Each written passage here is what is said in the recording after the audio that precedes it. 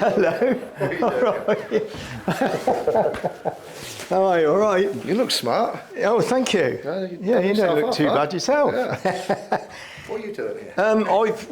Ryan and Jamie smuggled me in to have a chat about your first year at the club. Great, thanks. Cheers. Thank you. Oh, nice. So, good to see you. Have a seat. Your dad is here? So you're leading this, are you? Supposedly so, yeah. Okay. Yeah. Must be interesting. Yeah. I dread to think what you've got on here. No, I could have put more. Absolutely incredible for us as a family to not just coming back to England, coming back to Oxford. It was the family have supported the club all that time, and to have him back as manager is just. I must admit, I walked around the town centre the first day, and I had a big smile on my face. I wonder what your thoughts were being being at home in Oxford this last year, because it's a bit different to Mumbai, isn't it? So I remember in Mumbai, the first day I went there, I said to you, "What's the weather like today, Des?" And you said the same. And I said, "What do you mean the same?" You said, "It's the same every day, 32." So coming back here is a bit... In November, in the cold, that was good. It was long overdue. 9 years away, missed a lot. Work-wise was really good. So to come back, and like you said, opportunities to come back, but for it to be here, where the family are still, and where you've grown up and you know the area, you know the club, you know the people, it was the right time, and it felt like the right move at the right time. I retired just before you got back. But obviously since you've been back, I'm no longer retired. All these DIY jobs that I get to do, I feel like I'm back in full-time employment, but it's good fun having you around. And what are your thoughts on the championship? It's good. It's enjoyable. Yeah. It's who'd have thought it? Right? 25 years out, come back at the time I did, and the club going well, and then you look and you watch the champ and you see, where everyone wants to try and get there, and then the way we got there was probably the most special way you can get there, to go up through the playoffs. I know, so many people went, but from would be people, staff here, players here, or family. That day at Wembley, I don't think you'll ever better that. We obviously stayed in London that evening with family, with everybody, and a couple of days after as well, so it's good. But the champ's been good. We said we didn't want to come up and be defensive and sit back, and I don't, I don't coach that way. It's not who I am. We want to give it a go, and we've tried to do that within the capabilities of what we've done, and I think we've started to show what we can do. We've got a lot more we want to do. I know you're the... Shame about the injuries. Same as last year. Deja vu. Yeah, we don't blame those. We get on with it. Yeah, I can understand that. It just seems, you might remember I said to you, Lady Luck has a funny way of, it seems the same things are happening this November, happened last November when you first come in. Well, let's hope that come April and May, that's the same stuff. Exactly, get the momentum going again, yeah. Lady Luck deserts you at the beginning and then comes back. And then leading up to Wembley, that was incredible, wasn't it? Them days just don't happen that often, do they? No, I remember the first day of getting back, Snowy, best mate, picked us up and he said, "Oh, this is going to be fun, this will be a journey, see how this all works out." And we revisited that conversation after Wembley.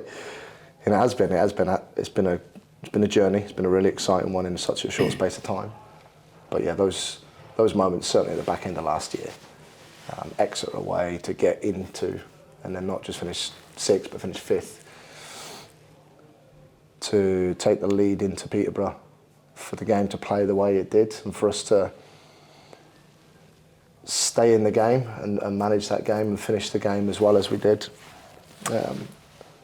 Yeah, that support afterwards, they really, again, I don't care if you're a manager from the area or not, to be able to share those moments with people, they're huge. And then that build up leading into the week of Wembley. We enjoyed it. We were clear on what we were trying to do, how we were going to do it. That's how we kind of approached the day. And everyone was real calm and clear in what we were doing. And I think that showed on the day. It was interesting to see the momentum building from just before the Exeter game, with all the fans getting behind you, because it was very difficult in that first 3-4 months for you.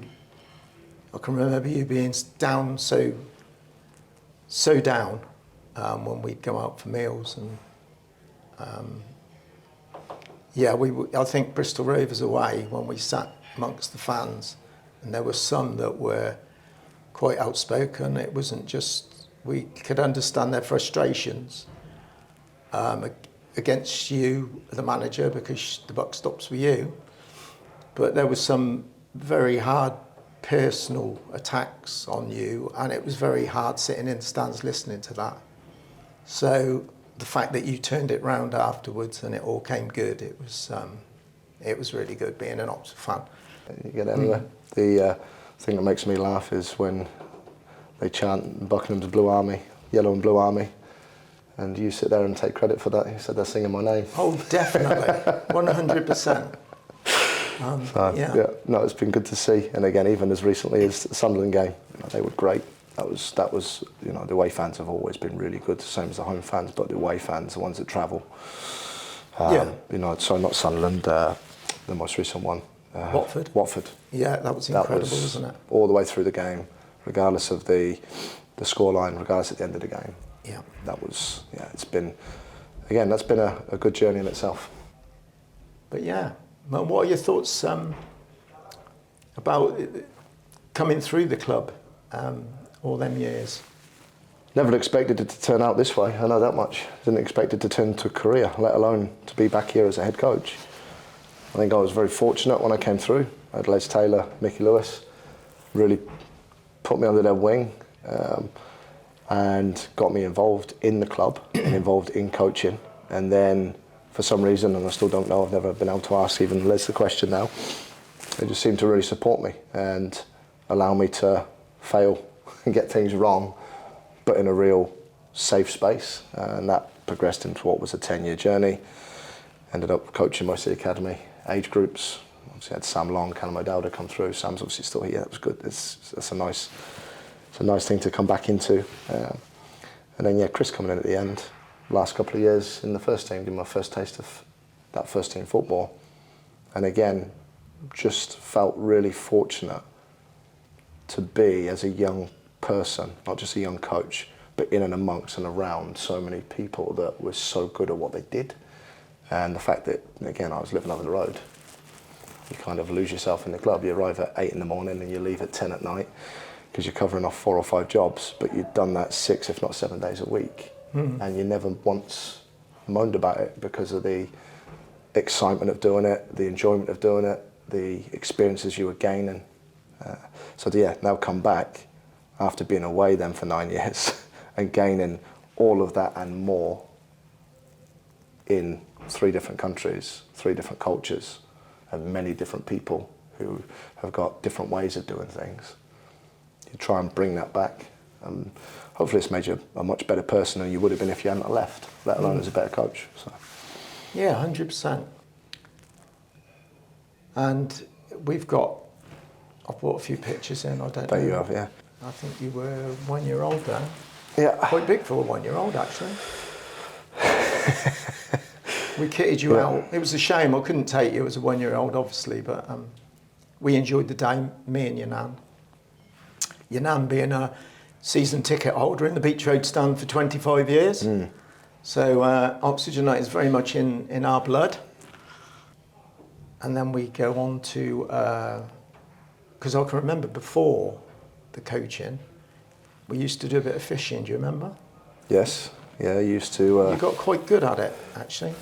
Well, yeah, you used to wake us up at 3 in the morning. That's right, yeah. And we'd sneak down one of the locks and onto the places we probably shouldn't be, or shouldn't have been. You shouldn't be saying things and, like that. Tell us to be quiet, and we'd catch these massive fish because no one else was allowed to fish there, or you're not allowed to fish there. You know, so that was a good upbringing and a grounding for us. But yeah, it was a... I don't think it was as bad as that. Cameron Brannigan would be proud of the chub you caught there. Yeah, he would have been. He would have been. He definitely would have. I haven't spoken to him about that yet, but yeah, I'd have given him a good run for his money in that time. And to show him some of those spots he used to take us. I've put a video on there of the trip that you took me up in the aeroplane. Do you remember?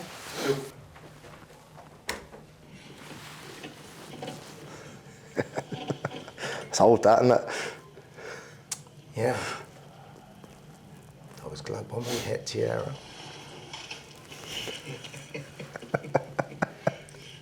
I've done some stupid things in my time.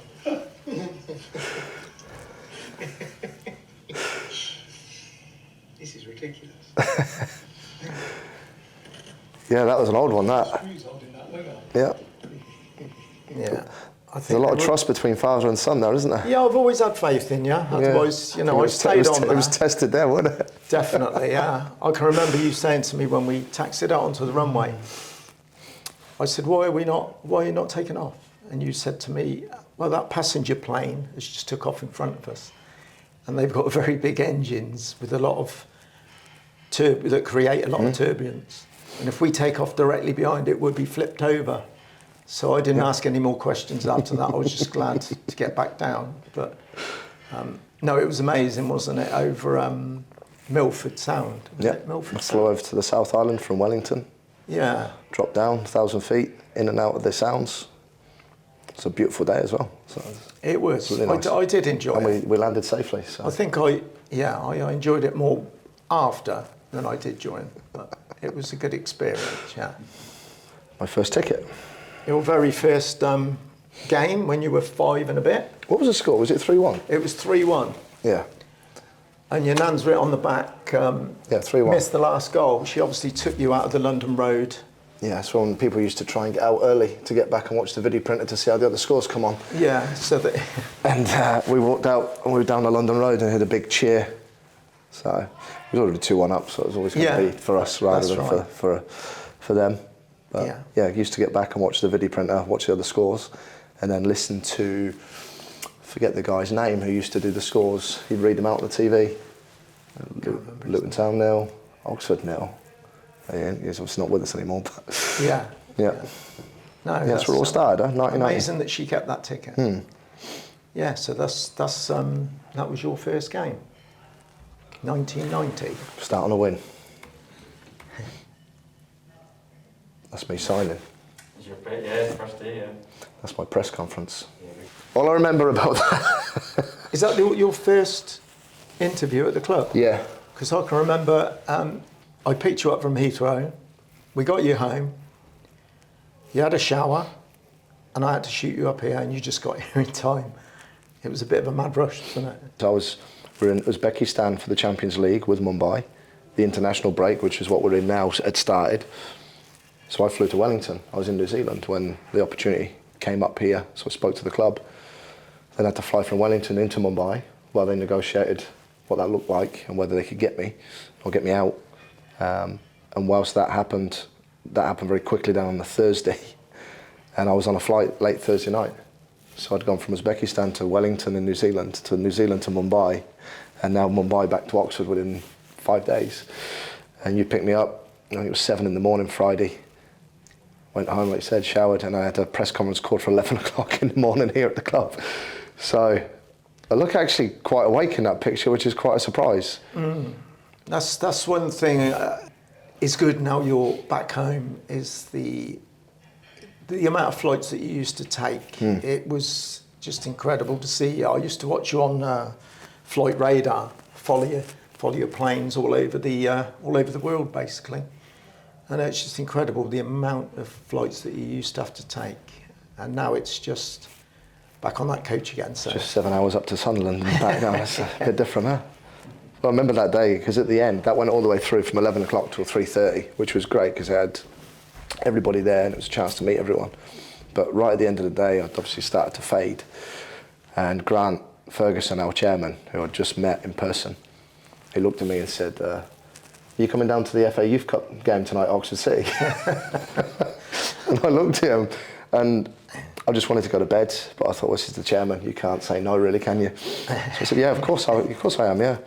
Yeah, that was very special, leaving Mumbai, because it happened so quickly. We had about 50 people turn up at the airport at 1 o'clock in the morning, and anyone that's ever been to Mumbai, to be able to get through traffic at any time of the day, let alone to do it as quickly as they did, and for as many to turn up in the manner they did, that was very special, very emotional, very special. But after 2.5 years, yeah, very difficult to leave, and that was very difficult walking through that airport with that.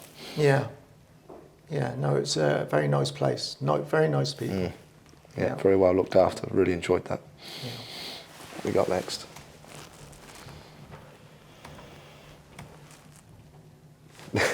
Oh, that was coming down the steps when we see you. That was a special moment for us. Coming down the steps after lifting the trophy at Wembley. Yeah. You got the same clothes on now as you had there? I don't think so. No. Very good.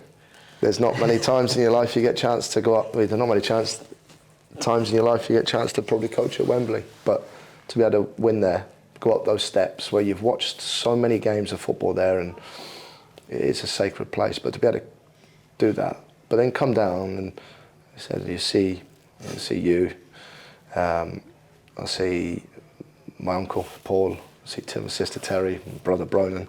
Yeah. To be able to come down and again just share those moments with people as a fan, as a head coach, as whatever you want to be on that moment, it's if you can replicate that feeling ever again, be very good. Well, let's hope it's the first of many. Yeah, that's the plan.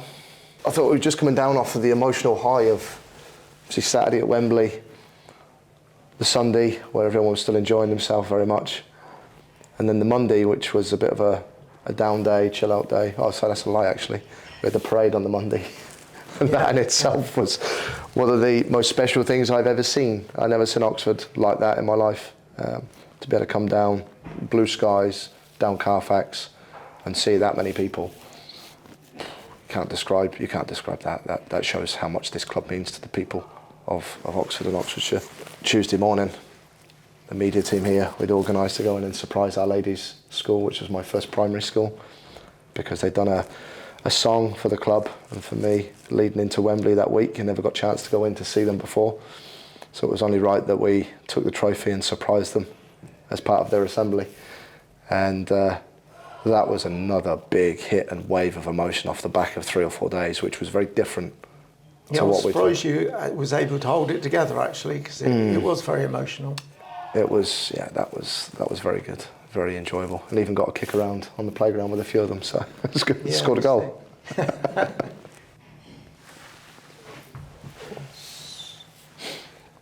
So hopefully we're getting some injuries back. You stop talking about injuries. Oh. So where do I go from here then? You go wherever you want. Wherever you want.